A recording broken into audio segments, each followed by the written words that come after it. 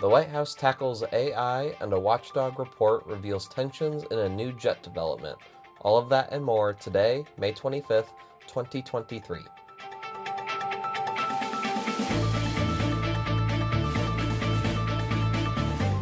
Good morning, early birds. I'm Zamone Perez, and this is the Early Bird Brief, produced by Defense News and Military Times.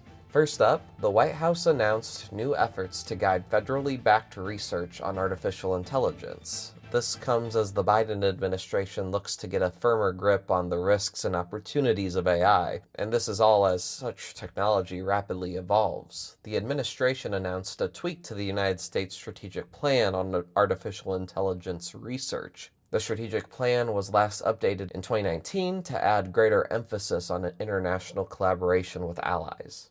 White House officials also hosted a listening session with workers on their first-hand experiences with the use of automated technologies. That's for all things surveillance, monitoring, evaluation, and management. The Department of Education also issued a report focused on risks and opportunities related to AI in education.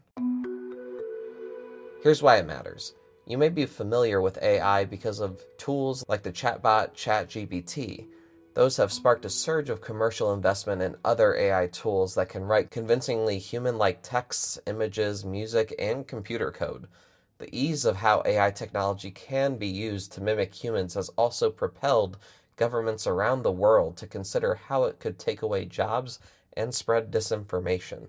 U.S. cyber leaders have said AI and related programs are more desirable as military networks become more intricate. The Navy recently announced it would expand its work with unmanned and AI tools into Central and South America. Senate Majority Leader Chuck Schumer said last week Congress must move quickly to regulate artificial intelligence. He has also convened a bipartisan group of senators to work on legislation.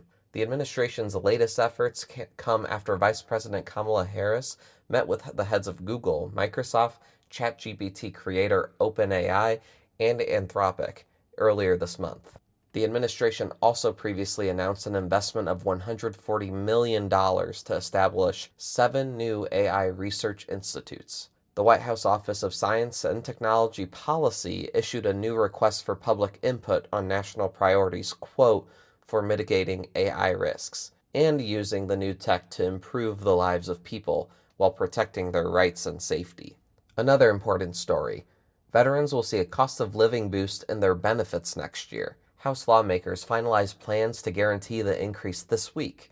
The legislation was sent to the White House to be signed into law in the coming days. Both chambers adopted the Veterans Compensation Cost of Living Adjustment Act without any opposition. The legislation promises that VA benefits will see a cost of living hike in 2024 equal to that of Social Security payouts. The Social Security hikes are automatic each year set under federal law, but Congress must reapprove veterans' increases each year.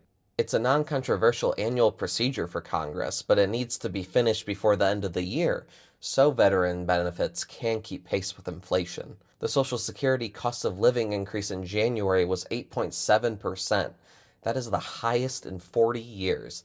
That reflected higher than expected costs for housing, groceries, and fuel purchases as inflation soared. The Senior Citizens League, a nonpartisan advocacy group focused on the rights of older Americans, has predicted the 2024 hike will be around 3.1%. Lawmakers said they worked to finish the Veterans Cost of Living Guarantee earlier than usual this year to signal financial stability for veterans. The White House has not expressed any concerns about this year's version of the legislation and has supported the move annually. Officials did not say when the measure may be signed into law. In other news, a government watchdog report blasted delays on an Air Force training jet. They cited a, quote, tenuous relationship between the service and Boeing. For more on this, Defense News air warfare reporter Stephen Losey joins us for today's episode. So Stephen, air warfare reporter extraordinaire, thank you for joining us today. Glad to be here. So, a new government watchdog report from the Government Accountability Office just came out about rather not so flattering relationship between the U.S. Air Force and Boeing. Could you kind of dive into the findings of that for us? Boeing's been working on building a new jet trainer for the Air Force called the T-7 Red Hawk since it won a contract with the Air Force in 2018. This trainer is supposed to replace the more than a half-century-old T-38 Talon and is supposed to allow student pilots in the Air Force to learn how to fly advanced fighter jets like the F-35. But while Boeing was touting some of the benefits that have gone into its development of this aircraft, such as heavy reliance on digital engineering, there's still been a fair bit of problems with the plane that have delayed its schedule. One of the big problems has been the ejection seat, which Air Force tests have shown concerning problems about its potential risk for causing concussions, spinal injuries, or injuries to pilots' face as they eject. Now GAO has a new report out that talks about some of these problems and some of the schedule delays, the testing delays, and the concerns the GAO has that some of these problems are not yet over and they could lead to even further schedule slips and rising costs for the Air Force. What are some of these safety issues that the report found, and what are those risks to airmen, and how is it impacting production as well? There are concerns that have been known for a while about the ejection seat in the T-7 and the escape system, which previous tests have shown may cause problems such as concussions, spinal injuries, potentially injuries to pilots' faces as they eject from a T-7. Part of the issue is the T-7 was designed to be able to accommodate pilots whose bodies are of all shapes and sizes, including both male and female pilots. Because when planes like the T-38 were built back in the 50s, 60s, 70s, the Air Force didn't allow women to fly planes. So planes were designed to only accommodate male bodies. That's obviously changed. So as the Air Force is buying and building new aircraft, it's making sure that the contractors build these planes so women can fly them, pilots with smaller frames can fly them. However, that means that there's got to be a lot of care taken in the ejection seats and the escape systems as they've been built. But even tests conducted by the Air Force show that the largest size mannequins barely pass the Air Force safety standards, GAO's report said. Boeing's made a lot of adjustments to the escape system, and in February 2023, they conducted a sled test. Now, a sled test is what occurs when they mount a cockpit on a sled on horizontal rails. You accelerate it to simulate the speed that a T-7 will be flying at, and then you hit the escape system so it ejects a mannequin from this cockpit. They do these sled tests pretty commonly to test how an ejection system will work. The February 2023 sled test showed some good signs of progress. Some of these changes they're making are working, enough so that the Air Force now feels comfortable to have what they call a limited flight release that will allow their pilots to start test flying the T-7 while they make the final tweaks to the escape system. GAO points out that while that's progress, even that testing plan means that we're probably about 2 years away from the Air Force officially signing off on the escape system and saying that it meets all the safety requirements. Thanks, Stephen. For more conversations like that one, please like and follow us wherever you get your podcasts. Also on your radar for today, the Marine Corps is asking some leaders, subordinates, and peers to review them anonymously, but it won't use the feedback for promotion decisions.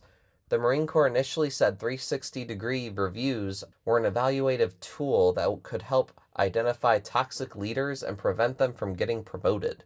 But now it has decided to use them only for professional development. That's according to a Marine Corps spokesman. The 360-degree reviews come as part of a larger revamp of the Marine Corps' personnel policies, which is known as Talent Management 2030. The Corps is billing the reviews as a way to improve the quality of its leaders. Marine Commandant General David Berger wrote in the initial talent management document that feedback from the reviews would be incorporated into considerations to select and assign future leaders. Since then, the Marine Corps has reworked 360-degree reviews into, quote, a single development opportunity for Corps leaders, a way to better assess how they are doing in the service. At this time, a pilot program is limited to lieutenant colonels, and their sergeant majors. The leaders at that level typically are in charge of battalions and regiments. Those leaders will receive assessments based on the anonymous polling of 1 to 3 supervisors, 3 to 7 peers, and 5 to 10 subordinates. For now, the leaders are being evaluated will nominate their raters. Once the pilot program has completed, though, any 360-degree reviews would include randomly selected raters. A more senior Marine will also review that report. The current assessments are a test run. The Marine Corps is still refining the questionnaire and the administrative process. The 360-degree reviews are far from a fringe idea. Top companies including Netflix and Goldman Sachs have started similar programs. Yet while many companies use 360-degree reviews for development purposes, like training, a 2015 RAND report found it's less common for them to use it for evaluations. The report cautioned the military against using 360-degree reviews for evaluations. They noted that the approach could, quote, engender paranoia and distrust in the system.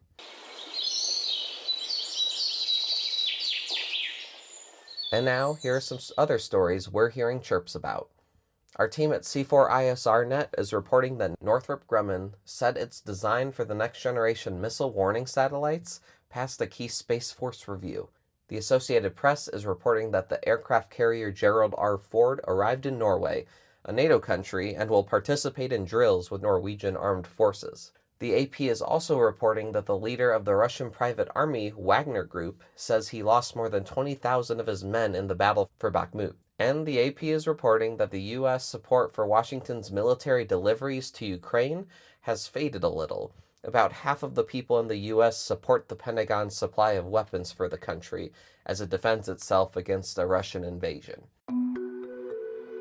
And on this day in history, in 1861, President Abraham Lincoln suspended the writ of habeas corpus at the start of the Civil War, which allowed the Army to arrest and hold anyone without charging them with a specific crime. A Maryland state legislator was arrested for trying to hinder the movement of Union troops from Baltimore to Washington, D.C. The Supreme Court found that Lincoln did not have the authority to suspend those rights, but he said he needed to do it to counter the rebellion in the South.